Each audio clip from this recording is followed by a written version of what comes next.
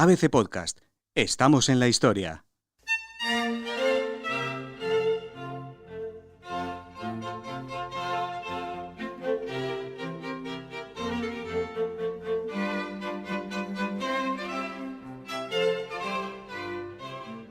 El compromiso entre el futuro rey de España, Fernando VI, y la hija del rey de Portugal, Bárbara de Braganza, devino en una ridícula guerra por ver qué reino la tenía más grande, en lo que a lujo y ostentación se refería. El primero en disparar fue el embajador español, que acudió a Lisboa en una carroza tan descomunal que hubo que ampliar los arcos de acceso al palacio de Juan V.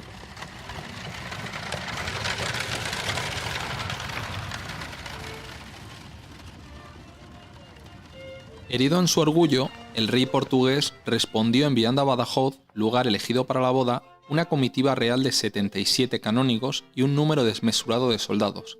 Y esto solo era el principio. Los españoles talaron 1.500 árboles para la construcción de los estrados sobre el río Caya, mientras que el concejo de Badajoz, ciudad pobre y olvidada, estiraba su presupuesto para un programa de festejos sin igual en su historia.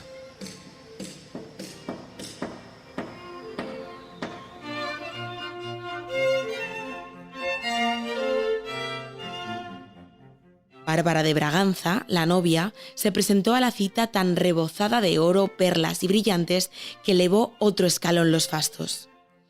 Los miembros de ambas cortes estaban exultantes con la desembocadura de tantos preparativos, todos a excepción del novio, que no escondió su desencanto al intuir lo poco agraciada que era la portuguesa bajo todas esas capas de artificios. Fernando miró desconcertado el rostro de la princesa, su boca enorme, sus carrillos mofletudos, sus ojitos diminutos y su talla voluminosa, temiendo que quitarle la ropa solo agravaría el problema. Ahora comprendía por qué al embajador español no le dejaron ver en público a la joven. Bárbara ha quedado muy maltratada después de las viruelas, y tanto que afirma haber dicho su padre que solo sentía hubiese de salir del reino cosa fea. Describió el diplomático.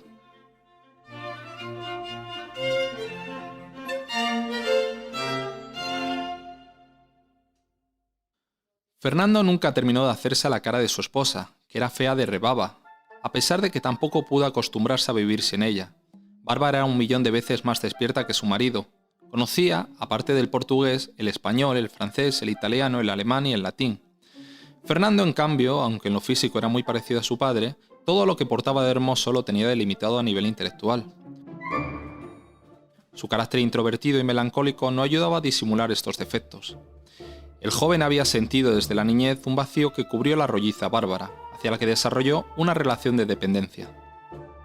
La temprana muerte de su madre y de sus dos hermanos dejó a Fernando solo en el mundo con un padre loco, una ristra de hermanastros con los que nunca terminó de congeniar y una madrastra que muy pronto le catalogó como un obstáculo para sus planes.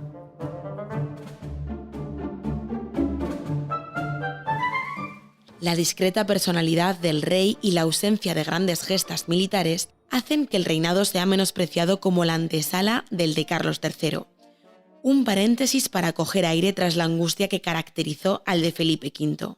Pero lo cierto es que ya con Fernando prendieron en España las ideas ilustradas. Floreció el mejor teatro de Europa, se desarrollaron nuevas técnicas agrícolas, se completó la reconstrucción de la Armada, se aseó la economía y se ganó prestigio internacional con un periodo de paz que no surgía de la necesidad, sino de la convicción de que ni Francia ni Inglaterra resultaban socios fiables a largo plazo. Y todo ello en cuestión de una década.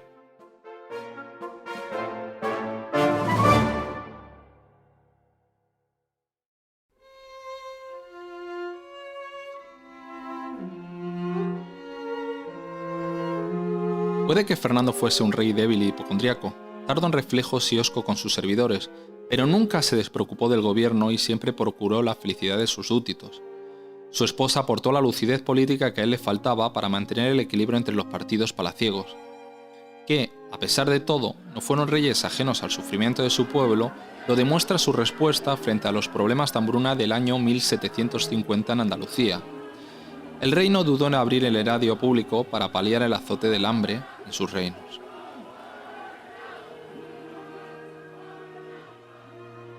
Sus ministros, eso sí, sabían que el rey se fatigaba con las malas noticias, así que se limitaban a no dárselas o a ir con la solución ya prevista en el bolsillo para que no se disgustara. Este sainete funcionó con la complicidad de la reina, pero se vino abajo con el empeoramiento de su salud a partir de 1751.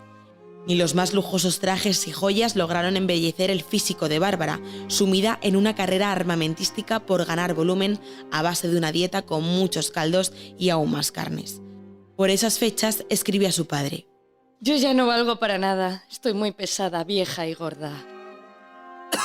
El asma crónico de la reina le provocaba tos seca, respiración fatigosa, ahogos y sustos cada vez más graves. Las purgas, las sangrías e incluso el empleo de drogas exóticas como la guayaco o la raíz china rebotaban como si tal cosa en el cuerpo enfermo de Bárbara. El remedio que más temía con diferencia era la flebotomía, con sanguijuelas, que los médicos aplicaban de forma indiscriminada en todos los rincones del cuerpo humano, incluidas las posaderas, con el fin de aliviar el vientre. La reina estaba cada vez más insana, y el rey, como buen hipocondríaco, respondía a los achaques de su esposa con los vapores de su padre, que empezó a sufrir cada vez con más frecuencia. Había días que se negaba a salir de la cama y a hablar siquiera con sus ministros. Su confesor expresó el temor de todos a principios de 1750. Conservar al amo para que no haga presto lo que su padre, aunque habrá de hacerlo algún día, según adolece de hipocondría, la que da lugar a la razón. Eso sin olvidar que el matrimonio no daba herederos. Que nadie se atreviera a certificar que la culpa de ello fuera de la enfermiza esposa, que solía ser la excusa recurrente, da cierto crédito a la teoría sobre la esterilidad del monarca a causa de que le faltaba algún testículo por bajar o de una impotencia que le dificultaba la erección. El embajador francés informó a su corte de que las erecciones de Fernando eran tan vivas como inofensivas. Carece de algo muy esencial, de lo que con artificio se quita en Italia a quienes se desea que figuren en una capilla de música. De modo que hay en él muchos resplandores, pero sin llamas capaces para la generación.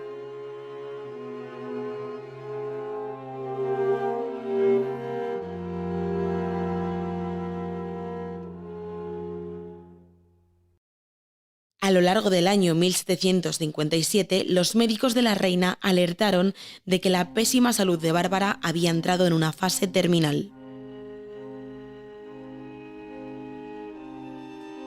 No porque los ahogamientos hubieran empeorado, sino por la aparición de un cáncer de útero que invadió de tumores el abdomen de la portuguesa.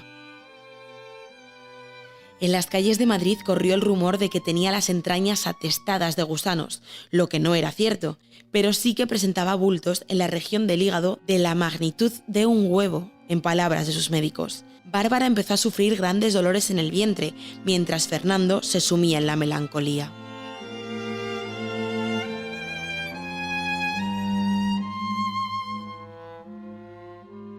El año 1758 transcurrió bajo la certeza de que la vida de Bárbara, y con ella la felicidad del rey, perecerían más pronto que tarde. Así ocurrió.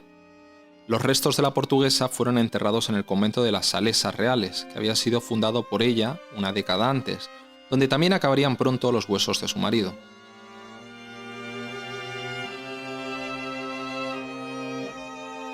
El pueblo había amado a la reina como jamás lo hizo con Isabel de Farnesio, y, sin embargo, su testamento manchó para siempre su reputación.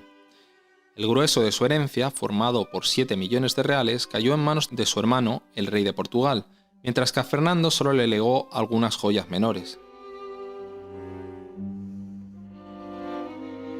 Regresaron así a la corte lusa, entonces acaudalada por las minas recién descubiertas de oro y plata en Brasil, una fabulosa colección de joyas, revestidas de oro, plata y diamantes.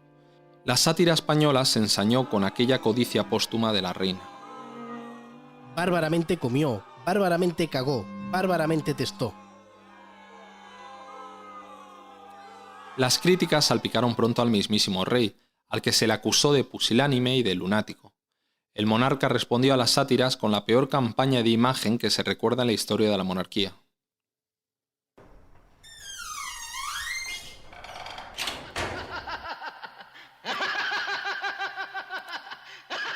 Los aparentes problemas mentales de Fernando en su juventud se habían parecido, ya fuera por herencia o por hipocondría, a los de su padre, pero evolucionaron sin control tras la muerte de Bárbara. El ministro Wall describió así su deterioro mental.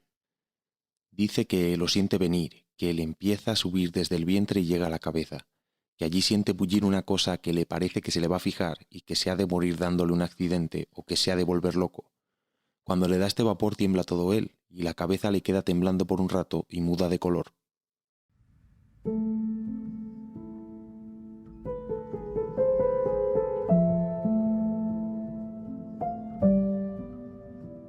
Fernando VI se pasó el último año de vida encerrado en el sombrío castillo de Villaviciosa de Odón, encerrado física y mentalmente en sus muros durante lo que vino a llamarse el Año sin Rey. La España discreta se apagó como le correspondía, sin fastos, sin reconocimientos, en silencio.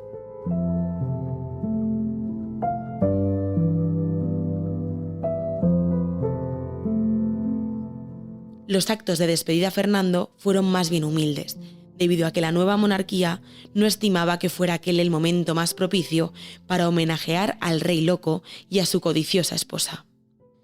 En un totum revolutum interesado se encajaron los 13 años del reinado fernandino como un apéndice extravagante, entre las reformas borbónicas de Felipe V y la despampanante ilustración que trajo Carlos III de Italia tras la muerte sin herederos de su hermanastro. Se obvió así que fue Fernando y su esposa quienes más propiciaron la Ilustración en España.